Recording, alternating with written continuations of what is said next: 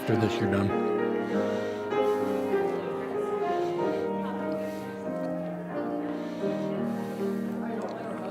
All right, thank you. You can be seated. And let's turn to Genesis 34. Genesis 34. As we are continuing in Jacob's life, and we have come through a pretty incredible work of God's grace in his life as we have been watching God transform this man. And we have seen this incredible victory in his life as he faces Esau. And now we have turned our focus to Jacob's direction. And some of this is a difficult portion of Scripture as we looked at last week, because it's so hard to see Jacob make these huge strides, and then we begin to see him kind of turn back and get comfortable in where he is. And as we looked at Jacob's life, or his life at this point, we saw that Esau came up to meet him, and they met just south of Succoth. And it's there that we saw God mend an incredible rift in a family relationship. A rift in which one brother says, I'm going to kill the other brother. And there is a hatred there. And there has been hurt that occurred in this rift because Jacob was not innocent. Jacob was guilty. He definitely did wrong to Esau. Was the birthright his, and was the blessing his by God's direction? Yes, it was. Jacob was to be the one who would carry on the promised seed. But he went about getting the birthright and the blessing in a deceitful way. And so he stirred the pot, and Esau was right to be upset with Jacob in this, but God worked an incredible work. But as we see them parting ways, I want us to understand, and let's remember some of what we talked about last week. For Jacob to come to Mahanaim and Peniel, to that point he had traveled almost all of his journey. All right, God said to Jacob, I want you to go back home. Jacob had traveled at this point somewhere between 400 and 500 miles. And last week we asked if anybody knew how far it was from this point to this point, from Peniel to Bethel, and that was about 20 miles. All right, so not even 10% of Jacob's journey, 5% of Jacob's journey. From Peniel to Beersheba would have been somewhere around 60 miles. Again, not a very big journey. Most of Jacob's journey had been complete. And so Jacob sends Esau home. He doesn't accept any of his help. But we saw at the end of chapter 33 that Jacob went back to Succoth. He built a house and he built barns. All right, the idea is that he settled there for a while. What did God tell Jacob to do? Go home. All right, and here toward the end of this, I believe that God wanted Jacob to go first to Bethel. And we'll see that in chapter 31. If you'll remember, when God said to Jacob, I want you to go to the land of your fathers, do you remember who he identified himself as? He said, I am the God of where? Bethel. I am the God of Bethel. And so I really believe that God wanted Jacob to go to Bethel. It wasn't far.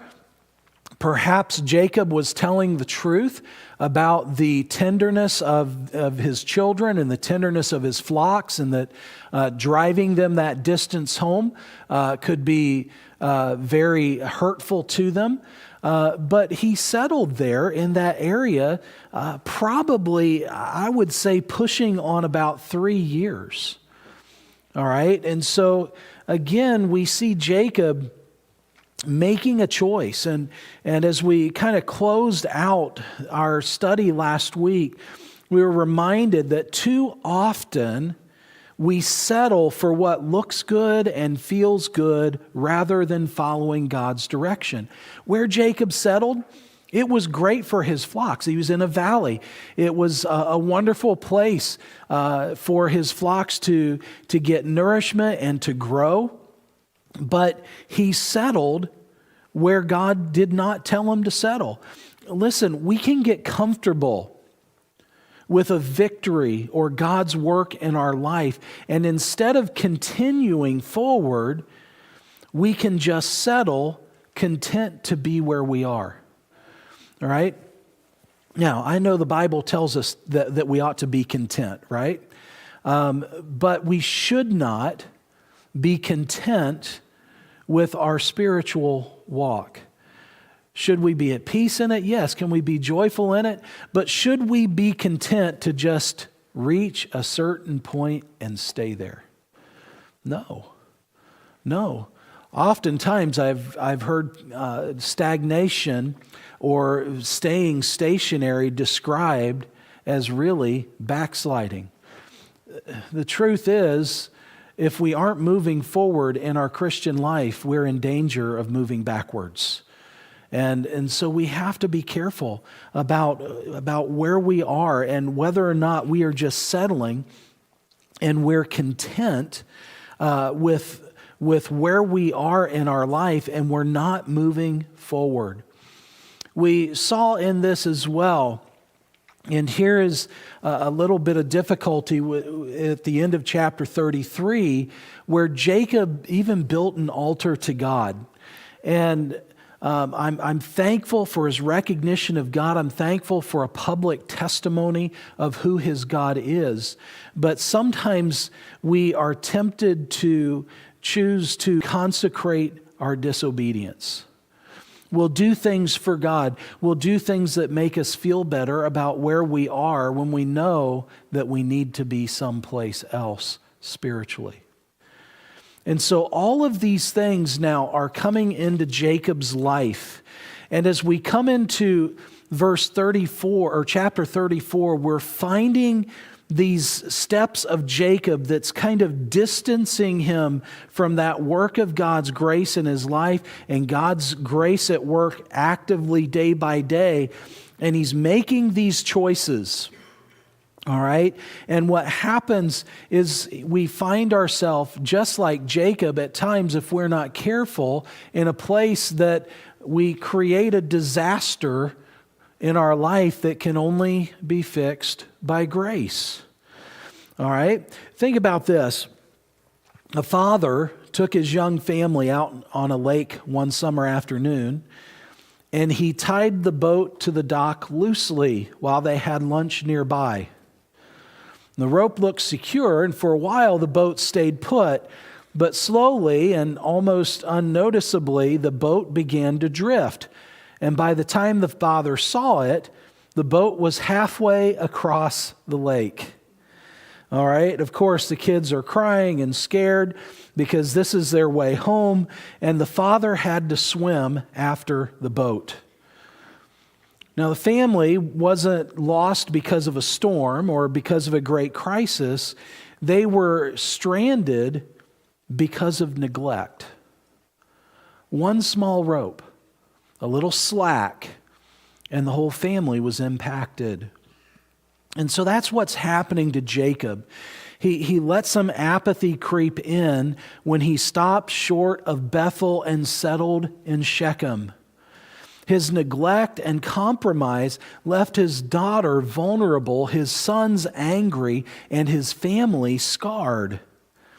And so living a part of God's grace, it may not look dangerous at first, but it slowly pulls us away and the family away, and the consequences can be devastating. And so let's think about what is going on here. And I want you to just go ahead and look at chapter 31 and verse 13. And we'll read it so that we have it in mind, and that way I'm not just quoting it off the top of my head. But Jacob settled in Shechem instead of going all the way to Bethel. Verse 13 in chapter 31, I am the God of Bethel, where thou anointest a pillar, where thou vowest a vow unto me. Now arise, get out from this land, and return unto the land of thy kindred. But we see back in chapter 33 and verse 18, and Jacob came to Shalem, a city of Shechem, which is in the land of Canaan, when he came from Padan Aram, and pitched his tent before the city. And so we see him, instead of going to Bethel, he kind of went north and away from Bethel. We see that he settled in there. And again, comfort begins to breed apathy, and apathy opens the door to disaster. And so again, we're reminded in this chapter, living apart from God's grace brings devastating consequences. And so let's read this chapter together. And again, it is a heavy text because of what it deals with. But it's important that we see these consequences and that we learn from them. So look at chapter 34 and verse 1. And Dinah, the daughter of Leah, which she bare unto Jacob, went out to see the daughters of the land. And when Shechem, the son of Hamor, the Hivite, prince of the country, saw her, he took her and lay with her and defiled her. And his soul clave unto Dinah, the daughter of Jacob, and he loved the damsel and spake kindly unto the damsel. Now, this is a difficult portion. We'll touch it here in a moment. But Dinah has basically left from her home, her dwelling, and she's gone out to meet the daughters of the land, or the girls around and in the city of Shechem. All right? And Shechem, Hamor's son, sees her, he takes her, and he violates her. All right? Now, it's notable, and I guess there's some noble intent in the fact that Shechem did love her and speak kindly of her and wanted her in marriage. But as we look through this, we're going to see a compounding of serious issues that are going on, and so keep this in mind. You know, was Dinah at fault for this, for what happened to her? No, she was not at fault for what happened to her, but we'll hit that in context in just a moment. And Shechem, verse 4, spake unto his father Hamor, saying, Get me this damsel to wife. And Jacob heard that he had defiled Dinah his daughter. Now his sons were with his cattle in the field, and Jacob held his peace until they were come. And Hamor, the father of Shechem, went out unto Jacob to commune with him. The sons of Jacob came out of the field when they heard it, and the men were grieved, and they were very wroth, because he had wrought folly in Israel in lying with Jacob's daughter, which thing ought not to be done. And Hamor communed with them, saying, The soul of my son Shechem longeth for your daughter. I pray you give him to wife. And make ye marriages with us, and give your daughters unto us, and take our daughters unto you, and ye shall dwell with us, and the land shall be before you. Dwell and trade ye therein, and get you possessions therein. And so here they're sitting down, and they're saying, listen, Shechem wants to make this right. He wants to marry Dinah. And this could be a wonderful thing for us. Jacob was a very rich man, right? God had blessed him in Padan Aram, and even blessed him so much that he could pay back Esau, an incredible debt. And yet here he is with huge flocks, and Hamor is reaching out saying, hey, this could be a really good thing for you and for me. Let's intermarry our families, and you can settle here. All right? In verse 11, And Shechem said unto her father and unto her brethren, Let me find grace in your eyes, and what ye shall say unto me, I will give. Ask me never so much dowry and gift, and I will give according as ye shall say unto me, but give me the damsel to wife. And the sons of Jacob answered Shechem and Hamor his father deceitfully, and said, because he had defiled Dinah their sister. And they said unto them, we cannot do this thing to give our sister to one that is uncircumcised, for that were a reproach unto us. But in this will we consent unto you, if ye will be as we be, that every male of you be circumcised. Then will we give our daughters unto you, and we will take your daughters to us, and we will dwell with you, and we will become one people. Now I want you to think about the danger that they're in here. All right?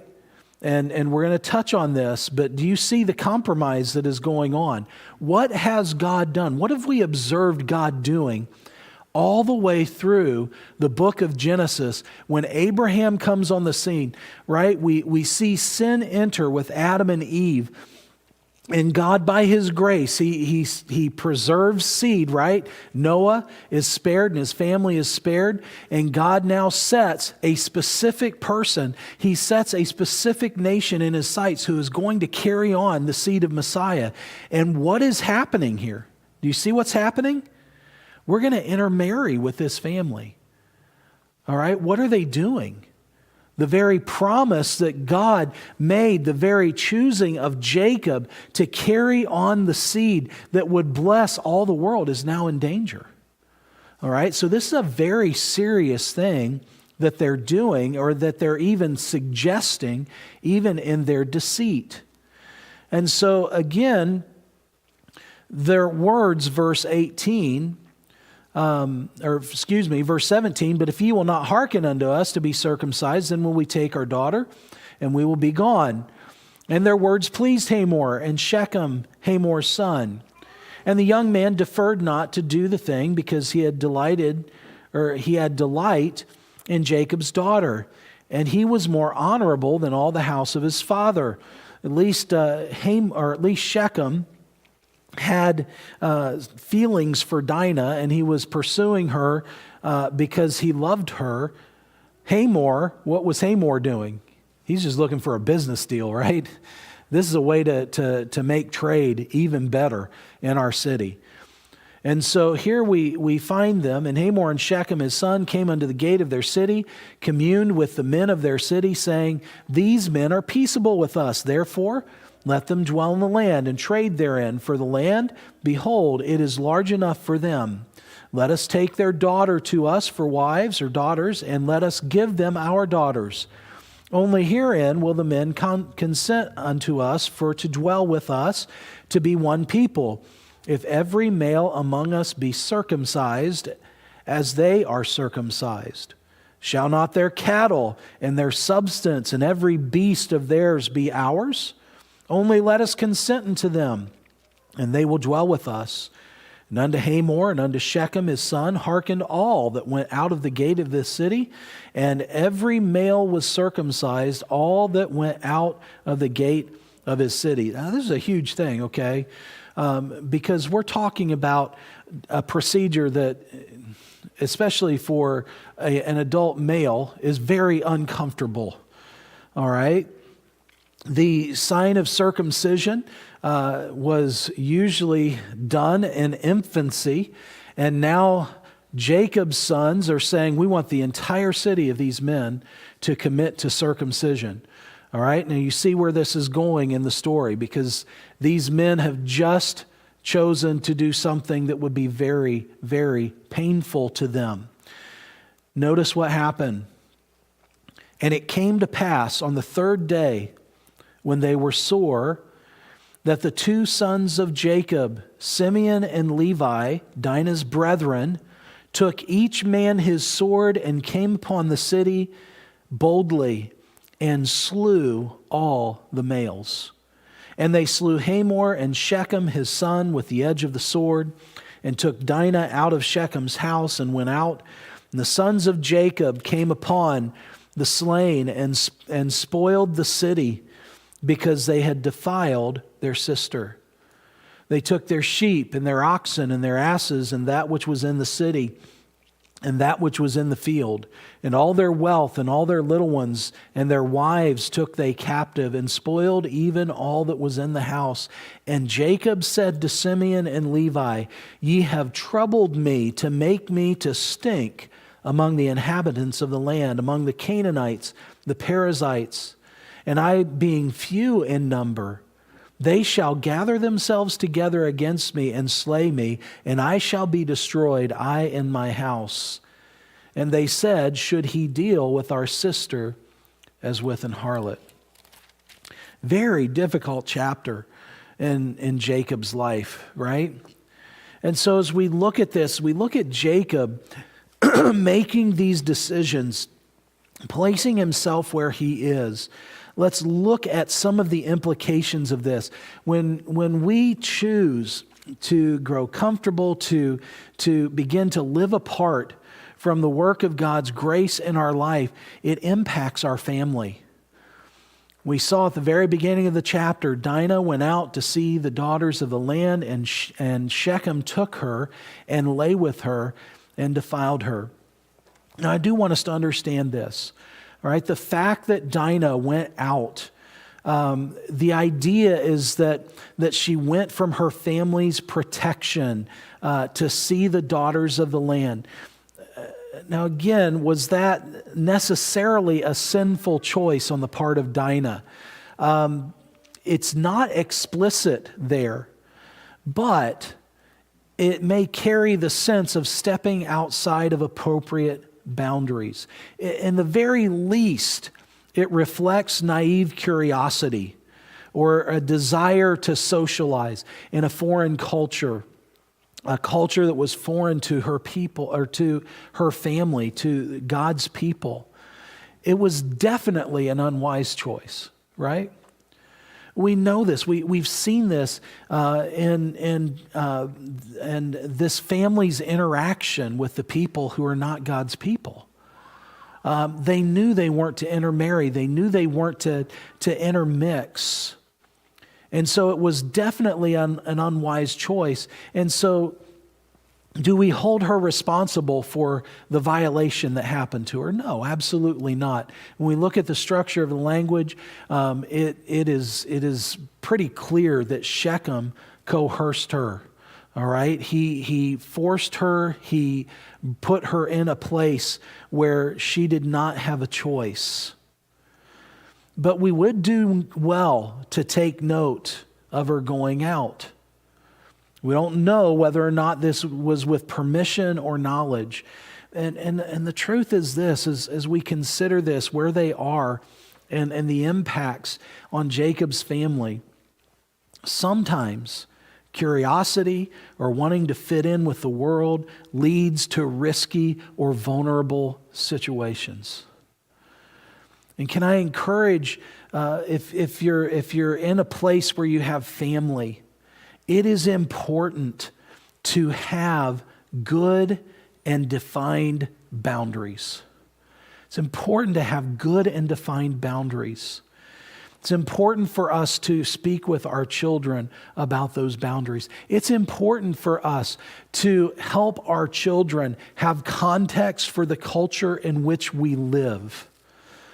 All right? Here we find a family, and it seems very much like Dinah has left the safety and protection of her family. There's a curiosity that is there. There's an attraction that is there. And she goes in to meet the daughters of the land. All right? Again, I'm not blaming her or accusing her of the sexual sin that took place. But it does serve as a warning for us to be careful of boundaries that ought to be set.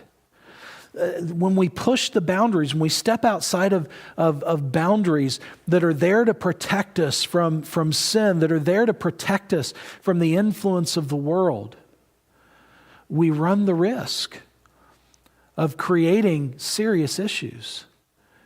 And so define good boundaries with your kids. Set good boundaries for yourself. Put them in protective places, or put them in places where they can be protective. Put them in places where you have an accountability for them. Don't allow your children to be put into a place like Dinah was at the start of this narrative. I also want to touch Shechem's sin because the guilt was his alone. Dinah was the victim. And I want us to understand this because it could be easy for us to look and say, well, you know, Dinah, she left the protection of her family. She deserved what she got. No.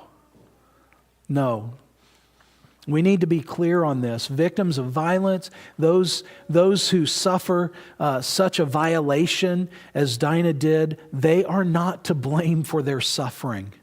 All right? And so the Bible clearly puts the responsibility of this on Shechem's shoulders. All right? And so if you have ever had that experience in your family, maybe you've had an experience personally where there was a violation, listen, that is not your fault. And a lot of times, as people process that, one of the things that they process through is they find all the reason to blame themselves for what happened. All the reasons for them to be in the wrong. But when somebody handles another person in the way that Shechem dealt with Dinah, it is sin, it is Shechem's sin, and it is not Dinah's fault. All right? And so let's be absolutely clear in that. But I also want to touch on Jacob's responsibility in this. Again, what had Jacob chosen to do? He chose to settle in Shechem. Instead of obeying God's call to Bethel, he pitches his tent near a pagan city and he exposes his family to danger. All right? Butler said this in his observation: Dinah's outing was imprudent. We know that word from this morning. But Jacob's disobedience created the environment for disaster.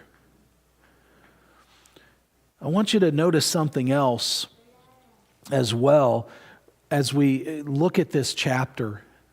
It is almost devoid of God. The only reference we see in there, and in fact, I'm not sure if we do. I think we just see Israel. And so again, Jacob's apathy, his distance from God, placed Dinah in harm's way. And again, understand this. Our spiritual choices, if we're a parent, if we lead people, our spiritual choices ripple into our children's lives. We can't separate it.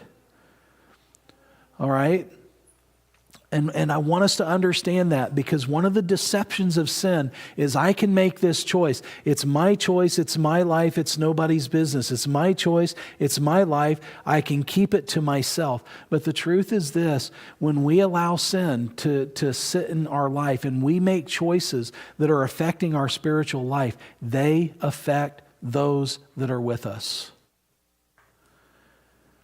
And we're seeing this impact Jacob's family.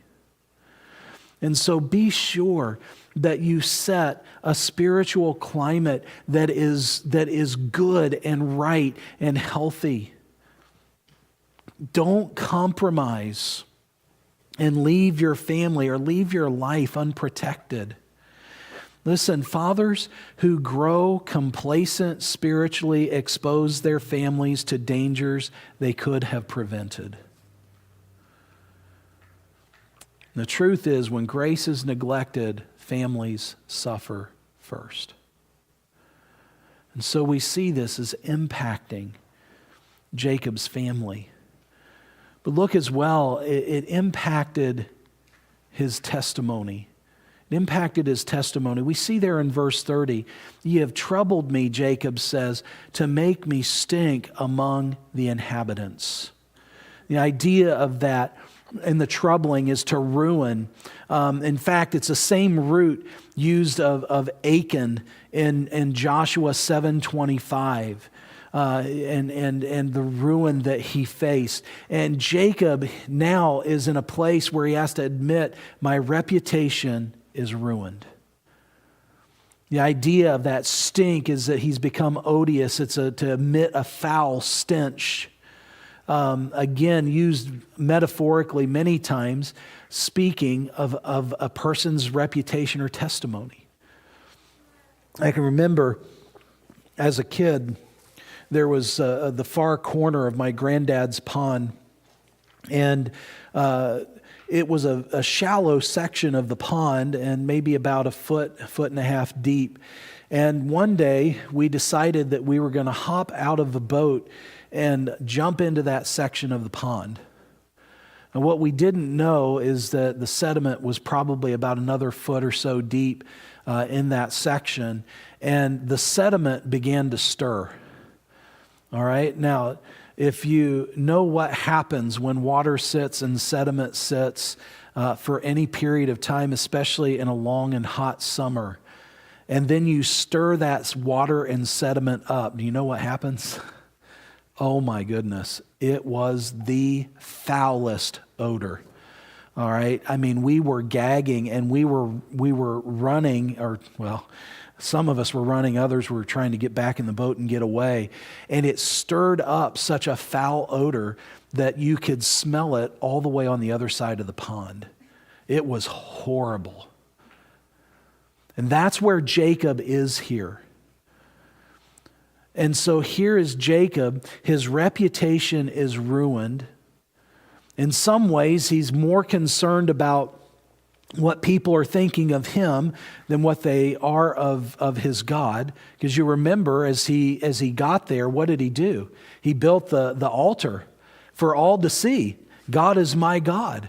And now look at where he is in his testimony. And so here he is, tolerating sin in his household, and yet fearing what others would think of him. Again, we need to be careful when it comes to our lives, and a believer living outside of God's grace projects hypocrisy and fear, not the holiness of God. All right, we can speak Scripture all we want. We can share the gospel all we want. But listen, if we aren't walking with God, if we aren't living in the power of His grace, if we are allowing sin and compromise into our lives, the truth is we do not reflect the holiness of God. People see it. And many times a Christian who is in that state will worry more about what people think instead of what God thinks. And so living outside of grace not only harms our family, it poisons our witness. Instead of being a light, Jacob's house brought a stench to God's name. What an incredible place for him to be in. And as we come to this next week, we'll look at some of the results of this, and it's not good. But as we get through it, again, we are going to see the incredible grace of God, all right? So we're leaving this at a difficult place, a discouraging place. But as we come back together and we look at this, the finishing of this episode in Jacob's life, we're going to see God step in. And that is the wonderful thing about our God. His grace is unmeasured. It is boundless. And beloved, we can find ourselves in some of the deepest of troubles like Jacob has allowed himself to get into. Yet, as we've learned on Wednesday nights, the heart of God for us is compassion. He wants us to come to Him. He wants to help us fix our sin. And so don't lose hope in Jacob's life. We will touch it next week, and we will see the God of Bethel as he steps in and begins to work in Jacob's life again. Father, thank you for your word. Lord, help us to learn from Jacob's example tonight. Lord, it's easy to get comfortable. Lord, it's easy to settle. Lord, it's even easy for us to just allow boundaries and distinctions to kind of get blurred. But Lord, as we've looked tonight, may we take caution. Remember the importance of being your people, of people of holiness, a people who are distinctively yours. Lord, may we guard our lives. Father, may we as parents set good boundaries for our children. And may we be aware of what is going on in their lives. Lord, may we be active and involved, and as we set those boundaries and we help them have guidelines, Lord, that we would, as parents, have heart talks with them. Lord, that we wouldn't just be someone who sets a boundary in place, but Lord, that we would capture the heart of our children. And that we would be able to teach them and give them context for this world around us. God, protect us as we go out this week, as we walk among this world. Lord, it is not a friend to your people. So, Father, day by day, moment by moment, as we face this world, Lord, may we be dependent upon your grace. Lord, may we seek after it. May we cling to it. Lord, keep us clean and free from the world around us.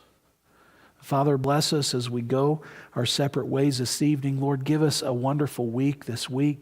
Father, may we have opportunities to live our mission, to live the Great Commission, to walk in grace, to be the church for your glory. Lord, give us gospel opportunities. Lord, give us opportunities not just to live by and in your grace, but to display it to others around us. Father, bless us now as we go. We look forward to being back together on Wednesday as we come together to pray with one another and to just lift one another up before your throne. Lord, thank you for all that you're doing in our lives. We praise you for it in Jesus' name. Amen. All right. Thank you so much. You are dismissed.